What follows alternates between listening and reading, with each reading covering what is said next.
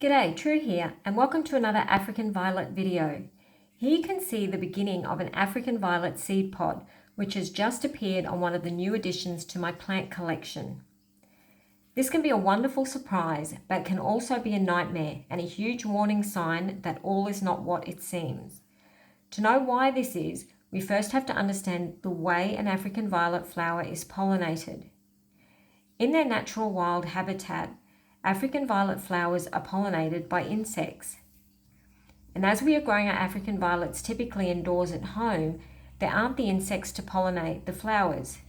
Now, African violets can self-pollinate naturally, but the anther or yellow pollen sacs need to be broken, popped, or damaged in some way for the very fine pollen to be released. Certain African violet pests feed off pollen, and when they break the pollen sacs open, it releases the pollen, allowing it to float up to the stigma or the sticky tip at the top of the pistil, allowing the pollen grain or grains to enter and move down to the flowers, the ovary, which is at the base of the pistil, pollinating the flower. So when purchasing your new African violets, take a close look at the flowers. If the anthers or pollen sacs are damaged and there is pollen loose sitting on the flowers, or the plant has visible seed pods, don't buy any of the plants from that store or nursery, as it can be an indicator that the plant is harboring pests. And there are African violet pests that can wipe out your entire collection. It just takes one infected plant to cause havoc. So even if there is no pollen damage, you should still isolate new plants for 6 months, as it can take 6 months to get visible signs of pest infestations on plants.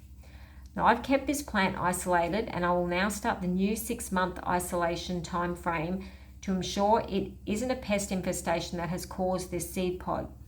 Some varieties of African violets are more likely to self-pollinate, but it is better to be safe than sorry.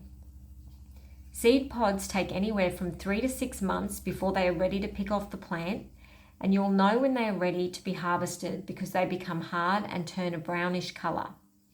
The good news is that if this seed pod has been caused by a pest infestation, I can harvest it, and most African violet seed pods contain around 200 seeds, so it will not be a complete loss.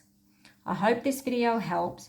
Please share your African violet experiences in the comment section, and thank you for the channel's support. It is greatly appreciated, and thank you for watching.